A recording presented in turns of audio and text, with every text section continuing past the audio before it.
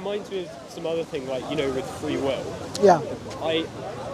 I don't think that exists, but I think that because it's... You think free will doesn't exist? No, I don't think so. How did you come to this park?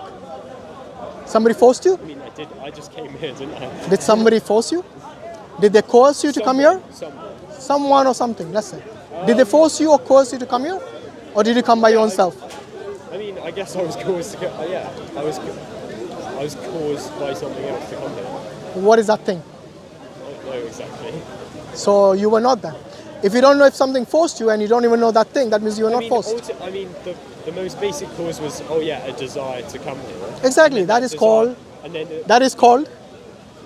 What? Free will. No. Yes. Look, if you have a desire to something and you do it, that means it is your free will which... It doesn't mean the desire was your ultimate choice, though. It was.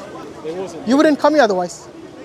Because, look, for example, with that... My friend, if you don't want to do something against your wishes, you wouldn't do it. The fact that you do it is because you wished it to happen. And that's the reason you came here. That is your free will. No, because I had this desire to come here, and that was probably because of a desire to maybe talk to some people, but that was due to... You're giving me the reason why you came here. I didn't ask you about the reason. I asked you what made you come here. If it wasn't your free will, what made you? Are you a robot who's been operated by some remote control somewhere? No, you're not. You are a free agent who is able to make your own decisions to come here or not to come here. The fact that you're here, standing in front of me, speaking to me about this interesting topic, is your free will which makes you do this. It's just a simple thing of like just restricted in the actions that I can do quite a bit. Because yeah, of course you are. You can't fly because you don't have the ability to. Like, for example, the only reason I'm here is because, by chance I was ill for the past couple of days and so wasn't doing work because for example, now even at the moment I can't think properly because you're thinking quite well. I think if you ask me, your cognition is not the fault here. I think it is the fact that you're not acknowledging that you came here by your free will.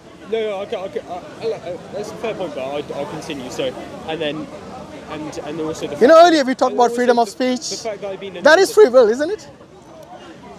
I think it's a good question.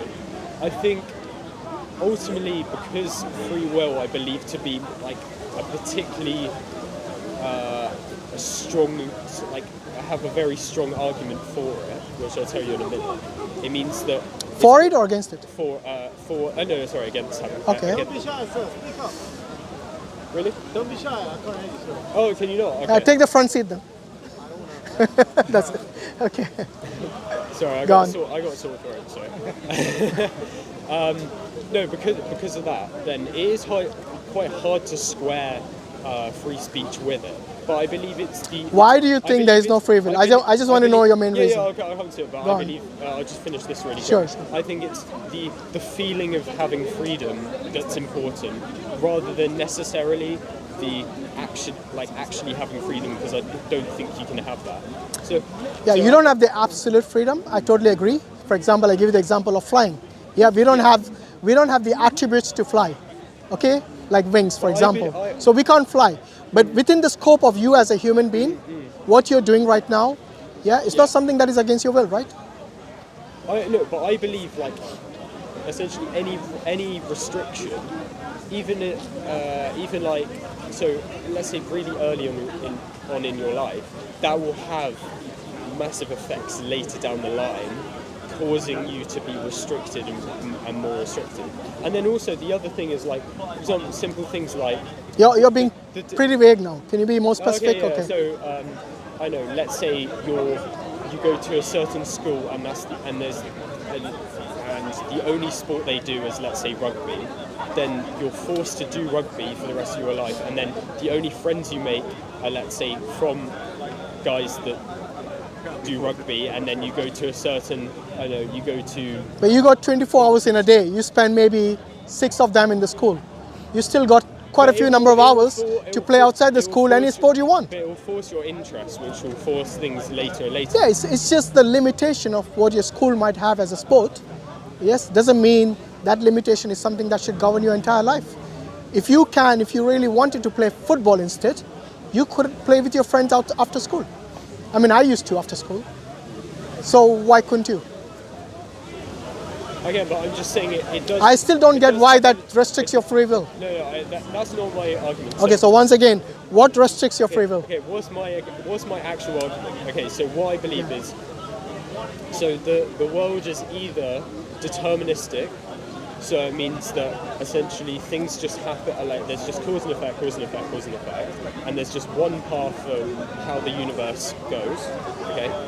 And then the other option is there's some level of indeterminacy, so that's where you go down a path and then at a certain point in time there are at least two options. So you could go down this one. I know, for example, with what we were talking about, you could do football or you could do rugby after school. Yeah. And then maybe later down the line, further down the line, there'll be more options where you'll have, I don't know, picking like rugby friends over football friends. You know, I still don't know where free will fits in. So why? So These are just options you have in your life. Yeah. So there are No, opportunities in your life wait, and options in your life. Finish it? Yeah, Sorry, sure. I know I'm being pretty slow. So you've got those two options. Okay.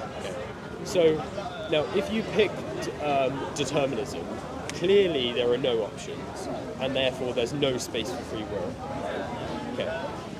But then when it comes to indeterminacy, I believe the only way in which the world has that is due to quantum mechanics.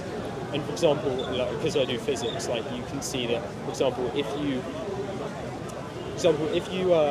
shoot like electrons through a double slit, which is like, I don't know if you've seen that, and it's just literally two slits, and then you shoot them through that, and then a wave or particle. Yeah, and basically they behave like a wave and particle, and they go to positions, but not based on, not just in a simple way, like they just hit through the slit like normal particles, but they actually just have a probability distribution as to where they hit, and so based on that you could essentially say there's a possibility to say that the where they go is indeterminable, or whatever the word is, in the sense that it's random. And I'm still waiting for the free will. And that would be the case with small particles. However, that's not the case with obviously larger organisms in the sense. So what you said is defined at the micro level, not at the macro level. Yeah. And so with humans, we do not have those random options to go through, and therefore, regardless of whether you choose determinism or randomness, there's no space for humans to actually control either. And how did you jump from light to humans? Because I'm stupid. No, not you're stupid. It's just you're comparing apples and oranges again. Light doesn't have any rationality. It acts based on its attributes. I'm saying that's in the nature. only example where there's random. I'm saying that's no, but look. The fact that you have consciousness, the fact that you're able to make decisions in your life, the fact that when you have two options, you're able to decide which one to take. As long as it's something that is probabilistic within the scope of you as a human being, then you are able to choose that. For example, rugby and football, a human can play both sports. A human wants to play one sport, that's good, well and good. So you determine what you want to do in your life using your faculty of reasoning. The light doesn't have that option. What I'd say, so when you choose to do something, you do it if you are able to. Then did you, in order to say that you're fully in control of that scenario, then did you choose that option? Yeah, if you decided, for example, to come to this park today and nothing out there, if they wanted to stop you, could stop you, then it is your decision without being coerced. And that is free will. Surely there were the factors outside of that. No, if there are factors within your control and you're able to act on your free will, then what is the problem? But if somebody, for example, if somebody enslaved you and shackled you to a radiator and you can't move out of that place, because you're shackled to the radiator, then there is someone forcing you to do that. Okay? But the fact you're free agent to do that with your own free will, to come to the park and speak to me freely, that is free will. I don't know why you're struggling against your free will. You know, a man you're gonna come out of your house. You're gonna choose to go forward or backward, left or Yeah. right. Or even. Let's not fight what we have. Let's be happy about it.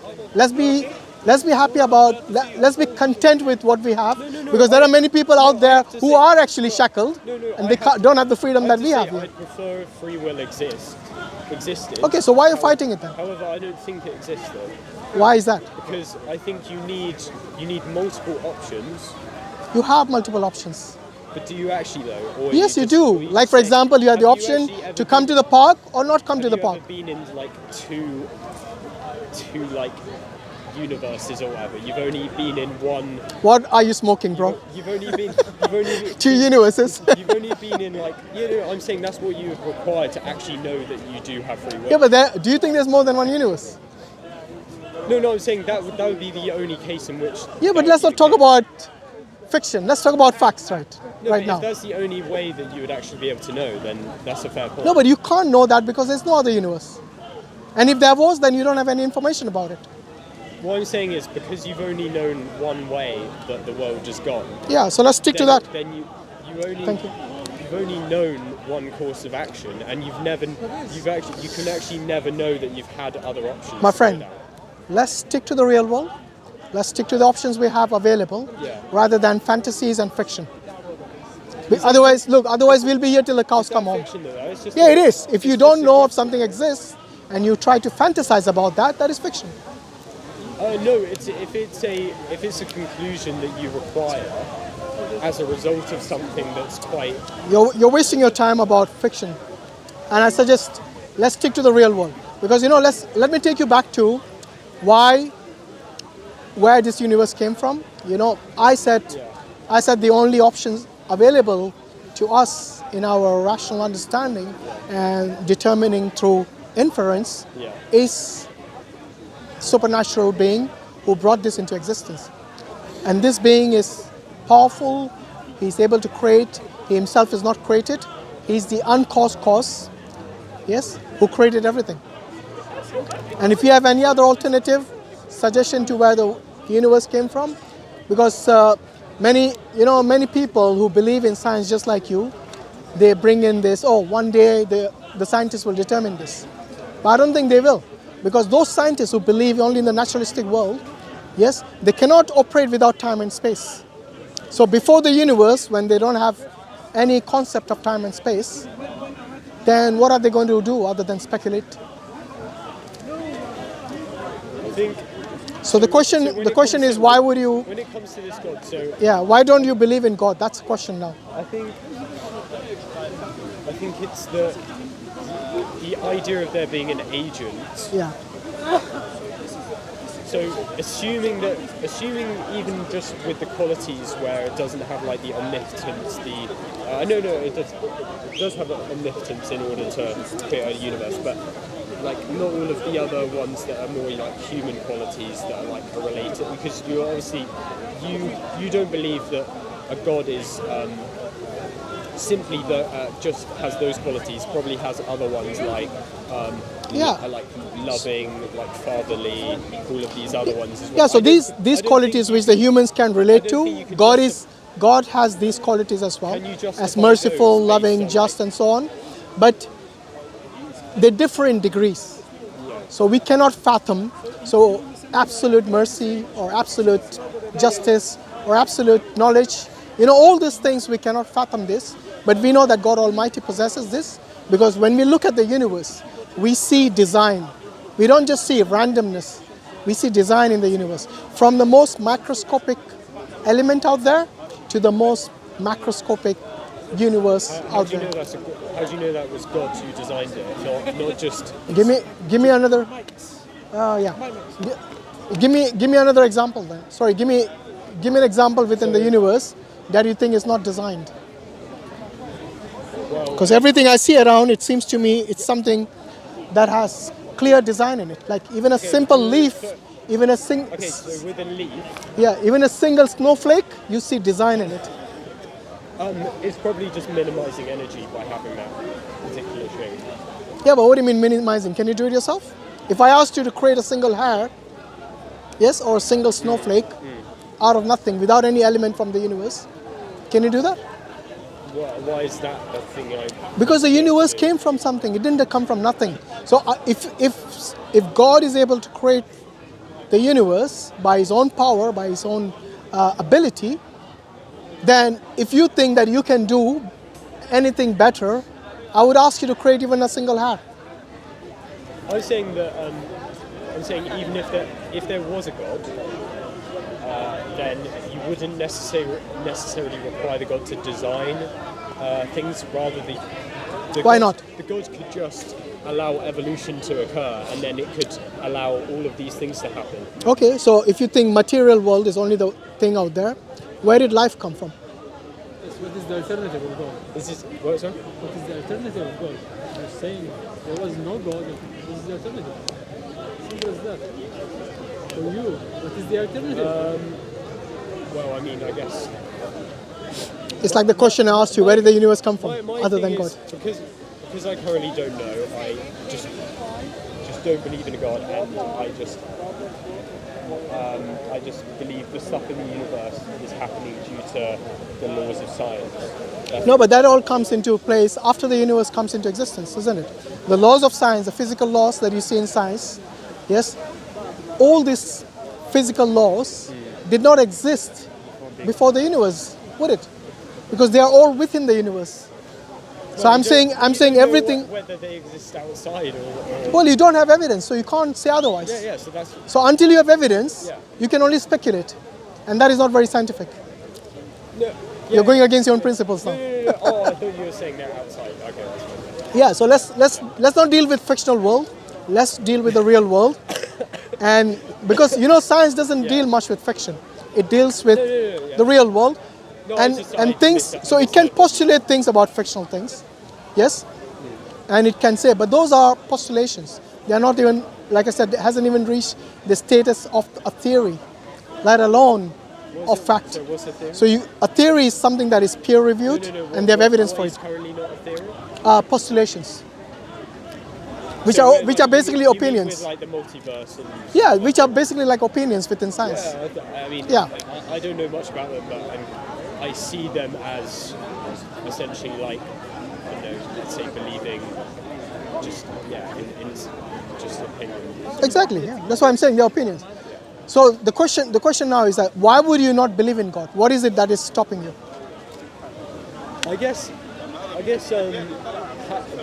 'cause if I'm believing in something, usually it will have some explanatory purpose.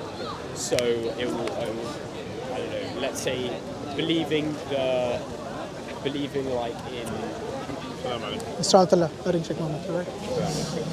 So what is the reason? What is the reason that's believing stopping in you from believing in Something higher really creation, simple, like higher creator? believing Sorry. in like Yeah. protons explain something in an experiment. Yeah. So look, we know things which are in the naturalistic world, Yeah. which science does have an explanation for. We have no issues with that. By the way, the Muslims are not against science. The Muslims, some of the early Muslims, yes, like Ibn Haytham, they actually postulated the scientific methodology. Yes. So these things think there are are pretty much in tune with what Islam believes in. Where they go against God is where the Muslims don't believe those things. Okay, for example, when the scientists say that all this came into existence by itself, that is in fact even against science itself, because you cannot create something from nothing, like I said. So all these things which we believe about the naturalistic world, which we know exists, which science does explain things, we have no issues with that. So the question to you is, I don't know much, but why in the would you not believe the in? Quran, does it say that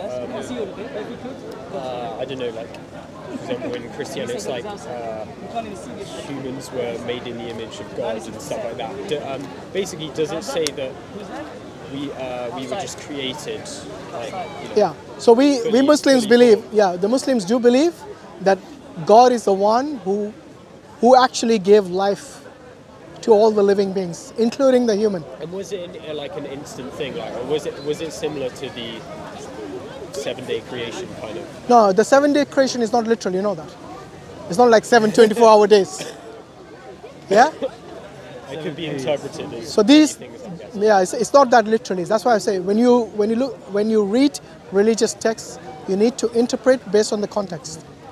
So look, if God wanted to create you in a day, He could have created you in a day, if He wants to. Yeah, there's nothing stopping Him, because Allah says in the Quran that if He wants something to happen, He just says kun fayakun. He says be, and it becomes. Yes. So He has got the ability to do that, and there's no doubt about that. But what I'm asking you is that you earlier said that our body is quite complex. In other words, what you were trying to say is that you are in awe of you're really like fascinated by the fact, the way your body functions, the way your brain functions, the way your heart and lungs function. You know, all these things didn't come about by itself. Yes, they were not put together by themselves, which you think came from evolution. Yeah. But the most important thing is the fact that you have life and consciousness. Now you tell me, how did that come? Yeah, do you wanna How did this naturalistic world, Okay. which has no life, you know, the atoms, the molecules, the protons and neutrons we talked about, where did life come from? I'm probably not be able to answer that very well, but all I remember is Because evolution cannot explain that. You know that. I remember seeing something like it was amino acid, things similar to amino acids, so with like nitrogen, hydrogen, other Yeah. atoms, were in a kind of hot soup, and then over time they started replicating, and the ones that were better replicators essentially took more of the resources or the chemicals within that soup, and then over time it does sound a bit weird. Where did life come from? That's the question. Saying it came from a primordial soup. Yeah. Who made the primordial It sounds disgusting. No, but even that doesn't explain where life comes from. The fact that you are a being who has got life Yeah, in I know what you you, mean. and that You rock over basically there mean- doesn't. It's a great soup. Basically, you're saying there's something clearly different between amoeba and us, and where did that come from? Even amoeba, don't it's care a single about- self you don't really care a about single self intelligence life. at Wait, even amoeba, Yeah. which is a single cell life, Yeah. even that is living being. The question is, where did this life come from? Ultimately, I think. How is it something that is I mean, we have to. non-sentient We have to define becomes things. sentient all of a sudden? We have to define things first. So, like, what would you believe life is? So, stuff. Sentient, stuff that sentient, is sentient. something that's sentient being. Is something that's. That's got conscious. yeah. Okay. And consciousness is the awareness. So, are you saying amoeba are aware of themselves? Amoeba, no. So you- Oh, sorry, amoeba, the single cell life. Yeah. Yes, they are. Their degree of consciousness is different to yours, because all they are worried about is, where do I get my next meal from? Yes? So they have life, but the life is simplistic compared to your complex life. Are they thinking about it, do you think? Yeah, of course. How would they know where the food comes from? They have certain attributes They just have- which makes them determine Don't they- where to get the food from. So they feed themselves, don't they? Yeah, but do they don't really. Yeah, that's why I said it's a simple life and you're a complex life. That's the only difference.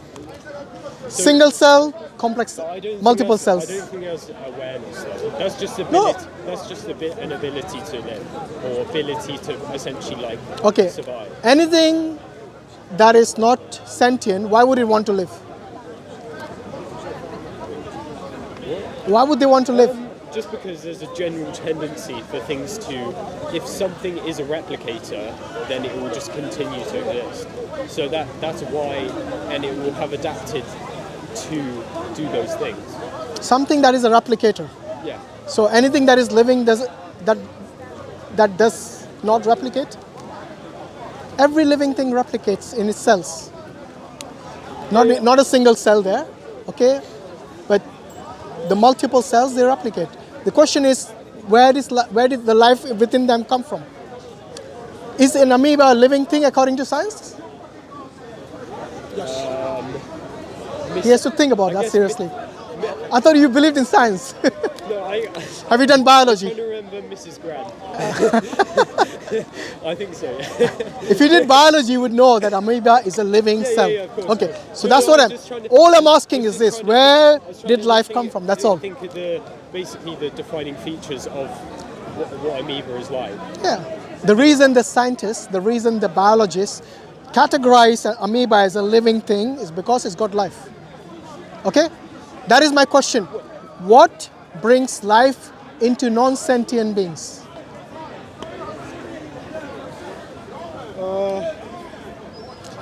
Scratch your head as much as you want. I mean, Won't get you the answer. So where Where do you say it comes from? do you think From Allah. Do you think so? God essentially like Yes. puts it in somewhere Yes. within the Yes. evolutionary. Absolutely. Absolutely. Well, whatever you, So look, wait, whatever you want to say, Neanderthals, Homo everyone, sapiens. everyone, every single living being out there has life because of God Almighty. That's what we say. If science has an explanation to that, bring it forth. The fact that they haven't is because, like I said, they only deal with the naturalistic world. When it comes to, you do know that science has limitations, isn't it? Well, yeah, I mean Exactly. I mean, So the when you the try to whole explain, point, the whole point of science is that it's a so with religion it's a mindset of faith, and then with science is a mindset of doubt. no, you don't differentiate. Why are you distinguishing this world between science and non-science? You know, science and religion has always coexisted. Do you know that? I mean, Some of the greatest scientists, like Newton, they believed in God. I don't think there was. I think that's like essentially the wrong way of thinking about it. It's not. They were good scientists because of religion.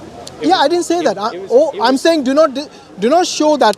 Okay, we have the world of science and the world of religion. If they can coexist, then that's most fine. People back then were religious, so Not necessarily. Any new scientist would have to be religious. So. Not necessarily. There are lots of scientists back then as well who were not believing in God.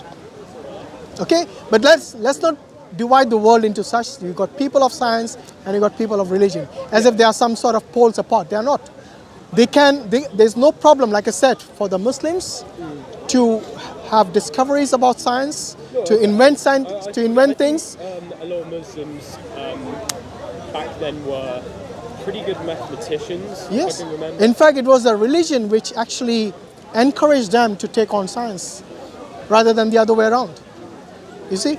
But what I'm saying is that what is it stopping you from believing in God after you have so much evidence out there that all this didn't come into existence by itself? Why would you then not believe in God? I mean, how would your life change? If I believe in a God. Yeah. I mean, I guess I might have a stronger kind of foundation within me, because when I became like agnostic or started not believing, I kind of felt a bit nihilistic and stuff like that, and felt like I had lost. Which is not good for life, right? Yeah, it's not a good thing. But it was basically, I did feel essentially like I'd lost something, and there was no kind Grounding. of thing at the bottom. Yeah, there's no grounding. So you need to be grounded. You need to have a foundation. But then Otherwise it's like shifting sand, you know. Like today, okay, you have these principles. Tomorrow you're going to abandon them and pick something else, which is much more in fashion, you know. And this is what happens when you don't have a grounding, when you don't have a baseline on which you can always come back to. So once we believe that God gives you that foundation, that basis to have a life which is more holistic, which is more meaningful, and then your outlook on life changes to a world which is to a more positive perspective of the world. Like I told you, we have prohibitions in Islam. If you look at individually, you will see that all these prohibitions are good for the society at large. So the question arises, why would you not want to have more clarity of thought rather than I guess it's just have having this the extra baggage of ambiguity. believing in a couple of things that I don't necessarily like instinctively believe in because of like oh yeah, I don't think it has evidence and stuff like that. And Like what? Give me an example. well, just with with having a god, Yeah. even if there is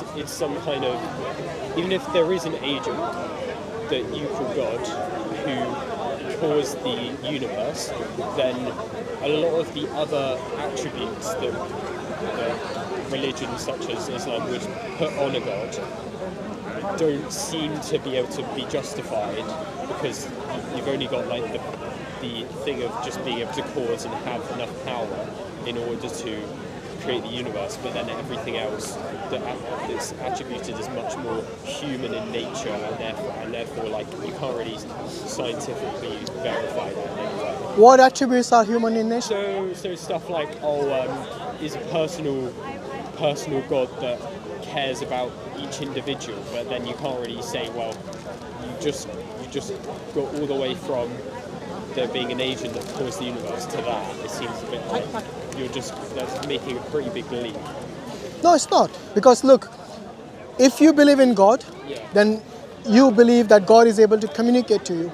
And if God communicates to you, then He will tell you about His attributes, about what He is. Yeah. Yes, rather than you having to speculate also, about the it. other thing is I've never, if God did exist, then I've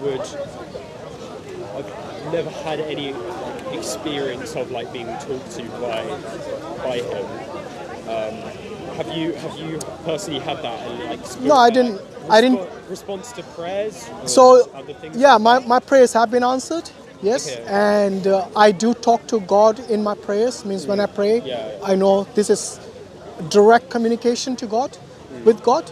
Okay, because the prayers entails this. So, for example, every Muslim he knows Surah Al-Fatiha, and we say إِيَّاكَ نَعْبُدُ وَإِيَّاكَ نَسْتَعِينُ. That is me saying it is in you we believe, and it is your help we seek. And then we say اهْدِنَا الصِّرَاطَ الْمُسْتَقِيمُ. That show us the straight path. Guide us to the straight path, means towards righteousness, towards the right path. So this is communication directly with God. We don't have any middleman like in Christianity. We have to go through Jesus or through His crucifixion, we'll be saved and so on. In Islam, we have something which is clear. For example, we believe in the mercy of God Almighty and in His forgiveness. We know that God is able to forgive us if we sincerely repent to Him. We ask for His forgiveness and we repent to Him sincerely. He's able to forgive us. We don't need any blood sacrifice or any human sacrifice for us to be forgiven, like it is in Christianity. Yes. Nor do we believe any such things like the Hindus believe in a karma, that if you do good things will happen to you. If you do bad things will happen to you. There's no room for forgiveness in that system. You see, we have belief in God, in which God is able to not only pardon you and forgive you, but He's able to change your life to the better, because He has given you guidance in such a way that everything that you have, your daily life, from the time you open your eyes the first time in your life when you're an infant, to the time when you close your eyes for the last time when you die. Your entire life is governed by a set of principles which gives you a much more clarity to life. That means you're not going this cycle of trial and error. Yes? Like, okay, I'm going to go live a life, experience it, and then I make up my ways based on my desires, based on my understanding, based on my subjectivity as to what is good and right. Yes? We don't need to go through that cycle, because we already have a book, a revelation from God who communicates to us directly, who tells us the do's and don'ts. All we need to do is abide by that to have success in life. the Ten Commandments, you have Yes, we a do. list of Yeah, like, these are the things we have more than 10 commandments. So we are not limited to just 10. We call it the Sharia. You must have heard of it. Yeah. Yes. So many people have this misunderstanding about the Sharia. It's just about capital punishment and all those things. Yes, that is there, but it is only a tiny fraction. Yes. So the 99% of the Sharia deals with your daily life. Yes. How you treat your neighbor, how you speak to your parents, how you treat your parents, how you treat your children. All these things, your daily life. Yes. Not telling lies. Be just to everyone. Yes. be loving, be merciful, be kind, all these things that govern, all this is governed by the Sharia. Also in terms of your inheritance, do not be unjust to your siblings and to your next of kin and so on. Be fair to everyone. All these things is within the umbrella of Sharia. So that is the reason, my friend. What I'm telling you is that God is the best judge of telling you what to do and what not to do. Nobody else will be able to do that. Because all those people who do that, they will change their mind as time goes by. Yes? So tomorrow drinking alcohol was okay. Today it might become prohibited. Tomorrow they might say again. You know, tomorrow incest might become good when the majority say it is good. Just like homosexuality was punishable by law at one point, and now the society accepted it's become perfectly normal to wave your rainbow flags. So tomorrow they might have some other flag for incest. This is the whims and desires which is subjective for everyone, isn't it? That's the reason we always fall back on a principle of what God has established for us, rather than what humans will. Because humans, human society will always look at their own personal gains. So for example, we talked about alcohol earlier. The government won't ban it because it earns them a lot of money. They won't ban cigarettes, alcohol. Tomorrow they might even make drugs legal because it's going to, scientifically it's okay now. Yes, but we're going to make a lot of money on the side as well. So they're worried about how to line the pockets, not your well-being, which you said earlier was quite important to you. So your well-being might take a seat at the back, What comes to them as a priority is how they will earn revenue from it. And that's the reason they have advertisements for alcohol in the media. What's the Islamic view on how much money you should be getting? Like, should you be greedy and try to, work at a top bank?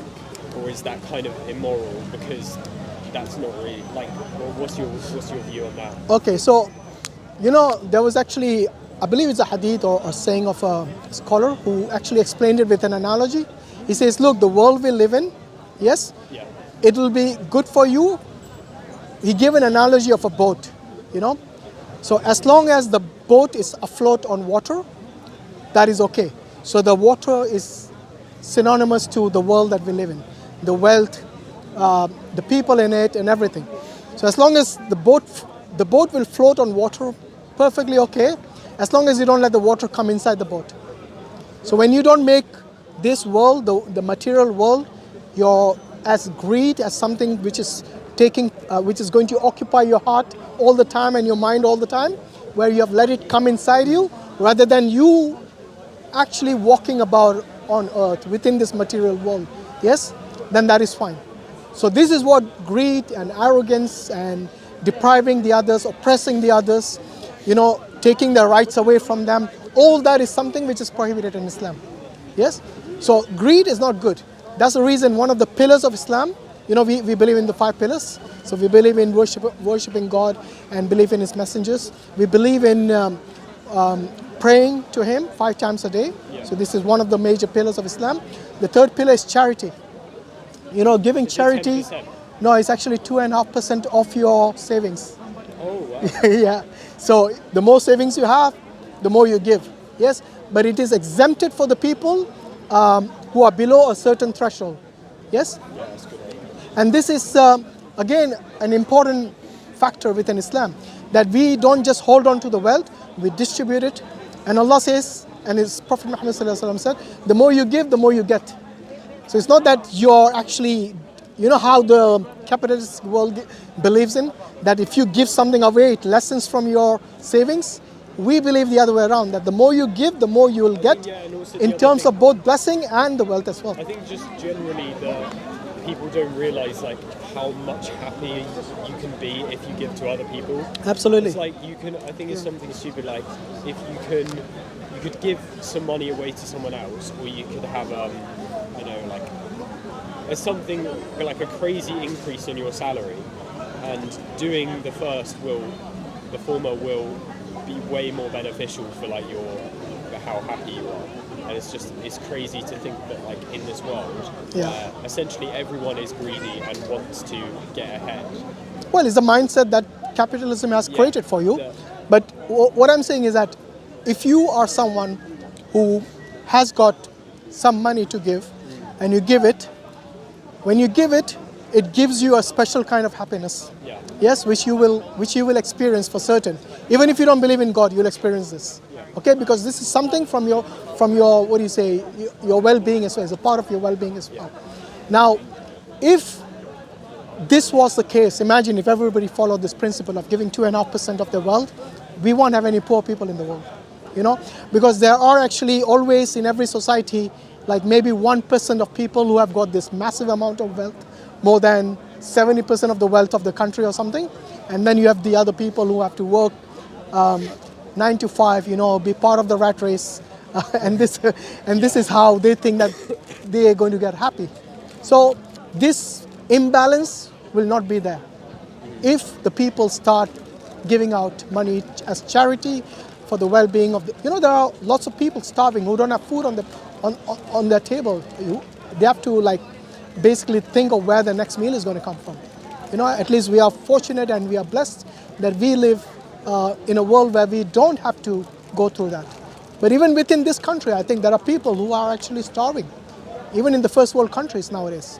So anyway, look, what I'm saying is that God has given you an outlook on life in such a way that if you abide by that principle, then you will have a better life in this world and in the hereafter.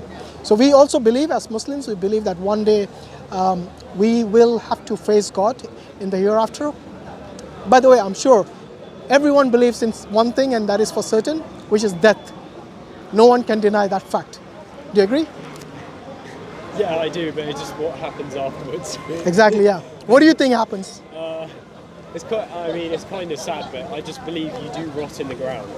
Yeah. I believe that is what happens. So is that the end of your life? That's it? Yeah, and it might sound sand. Sad. It might sound morbid. sad. The word is morbid. Yeah, it might. Yeah, it's a bit distasteful, but Yeah. the only thing I could guess you could say is good about it is the fact you value your current life much more. If you do think that at the end of it there is nothing, then all you've got is these hours on earth to do things. Whereas I don't know whether that's technically better than believing there's infinite Afterlife? pleasure in an afterlife. However, I guess you could definitely justify like wasting around your life if it is the case. Like you could basically try and do the bare minimum to get into heaven. Why is that a wasting of your life? Well, I mean, as in you could. I mean, in the sense that if you are someone who believes that this is all you've got, then you believe all your actions are just should only be for like good consequences for other people within your lifetime. Yeah. But Why is that bad? I know I'm saying that's a good thing. Exactly. So Yeah, no, but what then- is it you're but- referring to when you but said then- it's But bad? then I'm saying what's bad would be if you are doing the bare minimum. Okay. Are you saying Trying to get are you into saying heaven religious to- people don't enjoy life? No. I'm saying it could justify it. I'm saying I don't know whether that would be most religious people, but I'm saying you could maybe imagine them trying to just I'll like do the minimum amount of praying and giving to charity. Okay, and then- let me give you a scenario. Yeah. Let me give you two scenarios, okay? And this is what we call the Pascal's wager. I don't know. You heard of it probably? Yeah. Okay, so if everybody leads a life like the way you do, you know, you just want to have fun in your life, try to be the best person you want to be, you know, that's fine. One day you die, you become dust, you know, eaten by worms or whatever, and then become dust. And that is the end of your existence, okay? So that is one scenario, yes? So in that scenario, let's say even if I led my life according to my religion, yes, the end is the same, isn't it, for both of us? Yeah. Is that right? Yeah. So did I take any risk? Oh wait, say that again. Sorry, my legs are aching a lot. Can Yeah. So if the end for both of us is the same, that we both become dust, regardless of how you led your life or how I led my life, the end result is the same, that we end up becoming dust. Yeah? Yeah? Yeah. Did I take any risk or did you take any risk in that?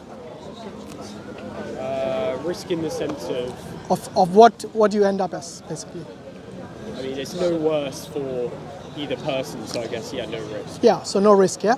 Now let's switch the scenario to what we as believers in God say, that there is going to be consequences for the life that you led in this life. Yes? And after you die, there's going to be a day of judgment. Yes? And God is going to judge you based on how you led your life. And then depending on his judgment, you end up either in hell or heaven. Yes? Now who's taking the bigger risk? I guess, yeah, the person who's not believing isn't taking a particularly good, I mean, just, yeah, based on, like, risk and, like... Yeah, it's pretty, trying to think of what- it's a huge risk you're taking, you know? However, the only problem I would say is it's like a false dichotomy, because you're forgetting all of the other religions you could be believing in. So it's not between no God and a God, rather it's no God and like 3,000 gods. So, Yeah, but even if you use that argument, so then you have to believe in 3,000. no, you don't have to, And then because the reality is that you're still not you're still not risking everything, because believing in not a single God, you're risking a lot. So say for example, from these 3,000 gods, I happen to hit the jackpot. Yeah, I still have a chance, don't I? Unlike you. yeah, okay, You see what I mean? have a greater chance. Yes, but you have no chance if you don't believe in God. So it is best, at least on the day of judgment, when you have tried your best in this world, and you said, look, I studied as much as I can. There's no way you're going to study all the religions. So how do I suggest you narrow it down to monotheistic religions, those who believe in the oneness of God? You know why? Because logically it doesn't make sense to have more than one God. Otherwise you'll have wars between gods. Because if they all are absolutely powerful, then who decides if there's a conflict of interest? For example, one God said, I want sunset now. Another says, no, I want sunrise now. And they are both equally powerful. Then who wins the argument? You see what I mean? There's going to be a conflict every time when there's polytheism. When there's more than one God, then you will have. And if you look at every mythology, the Greek mythology, the Hindu mythology, you have gods fighting each other. I guess, yeah. I mean, I could imagine some gods that wouldn't contradict each other, where you say they have specifically different tasks and they're not all omnipotent and stuff like that. Then they are not God. Then. If they're not absolutely powerful, they don't have omniscience, then they are not all powerful God. Then. God has to be the three of the. Yeah, if you're an absolute almighty God, yes, you have to. Okay, it has to. Okay. Because otherwise you are just a demigod, like the way the Greeks and the Hindus believe I in. just thought you could maybe just define a god as the thing that created the universe, or a set of things that. Yeah, but God is not just a creator, That is one of the attributes of God, that He is a creator. Al-Khaliq is one of His attributes. We are told about His 99 names and attributes in the Quran, and that is not the end of it, So that is what God has revealed to us. He can have much more, and He does have much more actually. So what I'm telling you is this, my friend. Don't take risks, because this life you might take risk, but taking risk about the eternal life is something which is going to be detrimental. You know why? Because we have one life and one option to get this right. So, on the day of judgment, you'll tell God, please give me one more chance so that I come back and do it all over again. But you won't have that chance, because God knows you well, that if He gave you that chance, you'll do the same thing again. I'll just tell Him, why did you make me an agnostic? But you are an agnostic. What? You are an agnostic. Yeah, I'm saying, why did He make me one then? No, you chose, remember? If He's going to punish me. Hold on. Earlier you said you were a Christian and then you became agnostic, so it's your choice. Yes, your free will. Don't blame God for that. I personally still don't believe in free will. I mean, honestly, You didn't have a valid argument against free will. In fact, everything you said earlier, it actually proved that you have free will. What specifically again? I asked you, Give me a reason why do you think you don't have free will? Everything you showed me earlier, and it's on camera, you can check it, later. Everything proved to me that you definitely do have free will. I personally think that because you're not in ultimate control of your life. What does that mean? What does that got to do with free will? Are you in control of your actions? That is the question you need to be asking. Because definitely not control of your life. Because you don't know the day you're going to die, the place where you're going to die. You don't know that. Yeah, but I'm saying because of such things, like for example, even just if I was born 300 years back, Yeah. that would be a completely different life. So clearly, if every action is now different as a result, then clearly I just don't have any free will. No, your actions are still determined by you. You see, you're still the one who are acting on your will. Now, if you were living, hold on, if you were living in the Victorian era, you might have more makeup on yourself. Even as a man, I think the man back then they put more makeup than the women. Yeah, and wigs as well. Yeah. So your environment does impact the way you act. Definitely, I'm not denying that. Okay, but even back then, it is you who decides what wig to wear, what makeup to put on, yeah, and what dress or clothes to wear. So this is something that you have total control over. Now, what you don't have control over, God is not going to question you on that. For example, the day you were born, the place you were born, the family you were born in, or the day you're going to die, or the place you're going to die. Basically saying what you do with your life circumstances is what. Exactly. What you have control over in your life, God is going to question you on that. Not something you don't have control over. For example, what the rest of the world do, yes, that is not something you have control over. So maybe if you were the king of this country or the prime minister, you might have certain control, but even then you won't have absolute sovereignty, would you? And only God has that. So you're going to be asked and questioned for what you have control over, and what your actions, what you act upon is something that is determined by your will, mainly. Okay, even though God permits it. One thing I think seems a bit weird is, I don't know if it's true, but so does God? So God created the universe, right? Yeah. And then in order to create a universe, does he know like the full course of history? Yeah, he knows everything. Or the future, or everything that's going to happen. Okay, if that's the case, then there are surely no options to how things can be. There's just one set thing that's going to occur. Not really. I'll tell you why. Okay, look. But I'm saying if that is the case, knowing there something, would be no free will. yes, to know something and to impose it on you are two different things.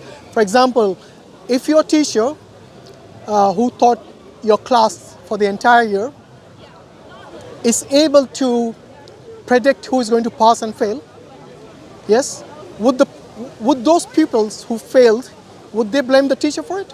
Just because she predicted or he predicted it? I guess so. Yeah, so they can't blame the teacher for it. Just because the teacher knows that they're going to fail, how does the teacher know? The teacher knows based on experience. Unlike God. God knows it before even you were born, before He created you. But God knows that. So God knows, for example, when you have a choice A and B in your life, yes, God knows whether you're going to pick A or B, and He knows the consequences of that as well. Yes, but you are not even born yet. But when you are born and when you come to that event, you're going to pick either A and B based on your will, not based on what God knows, because you don't know what God knows, do you? So ultimately, you're the one who is free to pick between A and B, and you say, yes, whether I should go to Speaker's Corner or should I stay home. You pick to come to Speaker's Corner. And this is the consequence of that. Yes? That we had a discussion. Now let's say God knows all this long before either of us were born. But what does it change? Does it change anything about your free will? What's going to happen, but then also there's an element of picking between A and B. You're the one who picks it. That's the point, my friend. That's the point. The future's not set in stone, but then you don't know what God knows. That's the thing. This is the main difference between people who think that God has already determined my future. You know, you cannot blame God for it, just like you can't blame the teacher. Okay, God guides you. For example, if you wanted to live a life based on God's obedience to God, then He will guide you to the straight path, you know, which we spoke about earlier, to the right path.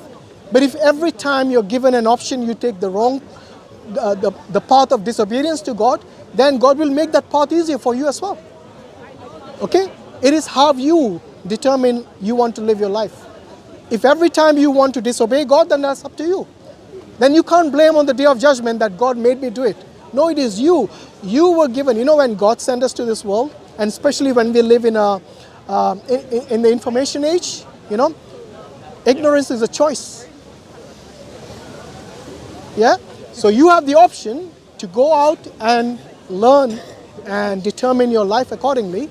Yes? But if you choose not to, you can't say I was ignorant about it when you had every option, every opportunity to learn about it, to gain knowledge about it, about Islam, for example. Yes? Then you cannot blame God on the day of judgment that I had no option, no opportunities, you know? This is excuses. Those excuses won't wash on that day. You know, there's a passage in the Quran where Allah says that He will seal your mouth and your limbs will speak and they will testify for you or against you. So on that day, you cannot lie to God that I didn't do this. Your hands and your feet will testify against you or for good or for you. So if you do something which is in obedience to God, then they will testify for you. But if you are content on doing something to disobey God, then your limbs will say, you took the path of going to, I don't know, nightclubs and womenizing and drink and drugs or whatever. Yes, which you knew all that is wrong for you, but yet you did it. You can't blame on the day of judgment, God didn't show me an alternate path. I think I'm still struggling to see it. Which part are you struggling with? I still don't understand how He's guiding you, but then also like deciding everything. It's like a bit. You don't know His decision, do you? You don't know it, but like surely if He has just decided everything, then you're not really having any. Yeah, but you can't use that as an excuse because you don't know. How do you know it's decided for you to go to hell or heaven? You don't know that. No, I know that He hasn't decided. Yeah. The thing I don't know is obviously which particular thing He has decided. Exactly. On. But all I do know is He has decided whatever does happen. Okay. He did decide that, but 100%. Let me give you another example. If God willed, He could have put you straight in heaven. Okay? If God willed, He could have put you straight in hellfire. Okay? If you were in heaven, you wouldn't complain. Yes? Because everything is perfect there. Okay? But if you were in hell, then you're definitely going to ask God question, what have I done wrong that you put me here? What's that supposed to try and answer? Okay, what is I'm going to answer is that there has to be, on the day of judgment, there has to be a reason for your final abode, whether it's hell or heaven. Otherwise, you're going to question God, isn't it? That you're being unjust with me, yes, for putting me in hellfire for something that I didn't even do. But here you can't. Here God is going to tell you that you had all your life in front of you. Yes, you might live for 80 years, yes, maybe more, God willing, yes. But the question on the day of judgment will be, how did you spend that life of yours that God gave you? Was it in obedience to God or was it in disobedience to God? And then God will say where your final abode is going to be. Whether if you were obedient, then it will be heaven. If you're going to be disobedient, it's going to be hell. And that is the just and the fair way to do it. It's a choice in people's lives. Exactly, there is a choice. You cannot say you don't have a choice. You always have a choice. It is how you act on that. I think it's better to live a life as though you are in full control of your actions. You will never be in full control.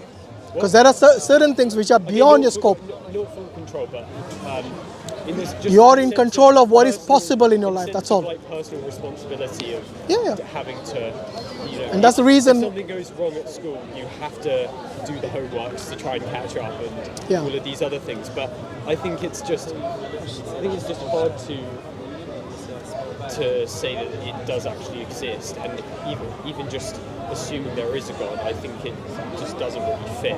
Regardless What of doesn't fit? Like the fact that he has control of everything, but then No, but hold on. When you say he has control over everything, he has still given you free will. You are unable to tell me how you don't have free will. When every action that you take in your life, for example, the kind of, in fact, even the kind of, do you control the neurons in your brain when you make a decision? no, we are not talking about involuntary things in your life. We're talking about the voluntary actions. That occurs, it's just a There are things which are involuntary. For do example, you control the atoms? Do you control like the speed, position? no, you of don't. The atoms in your No, you don't. And these are involuntary actions. So the rate at which your heart beats, you don't have control over that. Okay? Remember what I told you earlier? That you will only be questioned for what you have control over, not what you don't have control over. You're talking about involuntary things, processes in your body. I'm talking about those. You are. You just mentioned neurons. No, I'm saying whenever you make an action, surely Yeah. that's what's happening. Some neurons are firing in a certain way. Remember I told you about consciousness? Your neurons firing is not your consciousness. So what is going in your brain when you're making a decision? Nothing's happening. Your consciousness determines what actions you take. The awareness of yourself. Yes, of your determine- environment, yeah. So for example, if you live in an environment where maybe you have to do something like going to school, Yeah. yes, so you can decide whether to go to school or not to go to school. That is within your control, yeah? But when you were a child, your parents might kind of force you to go to school, even if you don't want to go to school. But once you've grown up, once you're like yourself, over 18, then you have that freedom, even in this country, to determine what you want to do with your life. Whether you want to go drinking, clubbing, drugs, whatever you want. You have that. Even it might be illegal, yes, but you still have the freedom to do it. Yes? Obviously, you have to pay the consequences with regards to your health, or with regards to going to jail, for example, if you take drugs which are illegal and so on, if you get caught. But all these things you cannot say you don't have control over. You do have control over those. That is what free will is. I want you to show me why you don't have that choice in your life. I know it's. I guess what I'd say is just if it is just down to atoms within your body, and you. Atoms are not conscious. You are. I don't know why you keep going to I don't think atoms. it's consciousness that's doing your decisions. It is. It's your body It is. that's doing the decisions. You cannot decide unless you're conscious. So imagine if you were unconscious, you were on a hospital bed, and if you were a vegetable, you are not conscious, right? So you cannot do anything. People have to do things for you then. But once you're conscious, then your actions are something that you decide by your free will. But surely the consciousness has to in some way affect the bodily functions at the same like. No, bodily functions are divided into voluntary action and involuntary action. Don't confuse them. What way?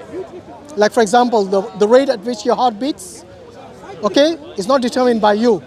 It's something which is Okay. it's something which is involuntary, I understand. which is important for you to sustain life, for you to remain alive.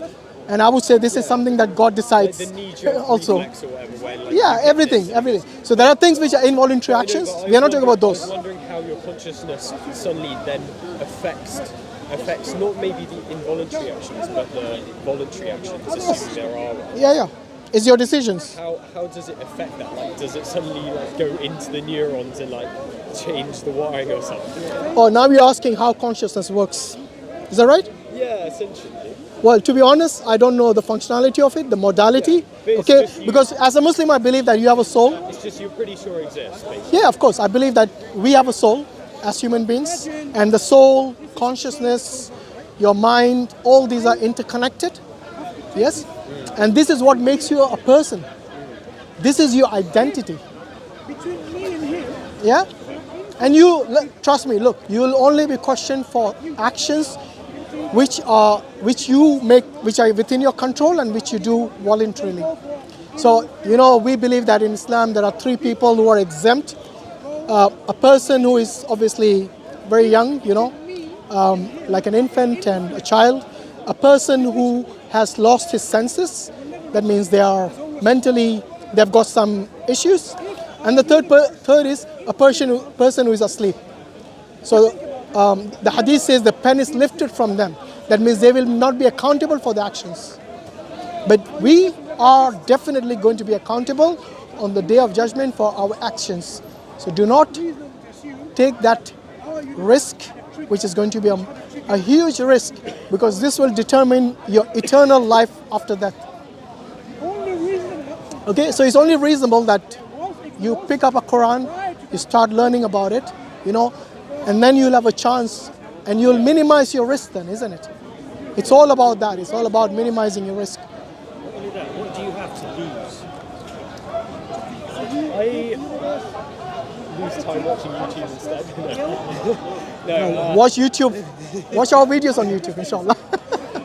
I mean, I don't Someone that believes it's I guess there are two different arguments. I guess there's more just whether you think something's true and then whether you think it would be the best for, I don't know, like risk taking and stuff like that. Yeah. So that's the reason you have to make the effort So I guess to investigate, isn't it? You have to make the effort to investigate, because without that, you won't be able to determine. You won't come to a conclusion. So unless you study that and then say, yes, I've studied now and I'm going to say, yes, I'll become a Muslim, or you study that and you say, no, this is not for me. That way you have a concrete reason to decide to whether to accept or to reject. yeah. So I guess just at the moment, I'm unsure of whether it's true, but I could probably see how it would be like good in terms of like if there is a God that judges me when I die, then it might be Yeah, absolutely. quite a good idea. I think you've got something more to lose than to gain. And what have you actually lost? Just a bit of time. Absolutely. It's a bit of time, but It's a good investment, trust me. It's also just hard, like as with the Pascal wagers, Yeah. it's hard to know which God you should be believing in, because Christianity, that could be, maybe the Christian God could be the right one, maybe Do you remember I told you in order to shortlist which God to believe, look at the monotheistic. I'll pick Thor, because he's pretty cool. Well, Thor is a fiction. You know why? Because it comes from the Greek mythology. Yeah. It sounds good on Marvel. Yes, is it Marvel? Yeah. So it sounds good on Hollywood screen, Hollywood movies. Yeah, but it's quite funny actually. You keep looking at fictional characters and fictional world when you have to focus on the real universe, the real world. And the reason I told you, in order to shortlist, look at monotheism, because that is the only way of life which makes sense, isn't it? Otherwise you'll have gods fighting each other. So narrow it down. Abrahamic faith. Yeah. Here's a gift of the Quran. Thank you, brother. Of the Quran for you. It's in English. It's free of charge for you. So look into it. You got very less to lose, and that's going to be a good investment, like any that you will. I think it's funny because you know how we started off talking about veganism, Yeah. and then we just went off. It's all part of it. Yeah. It's all part of life. It's all part of life. Yeah, thank you very much. Well, thank you very much, mate. Thanks. Cheers. Okay.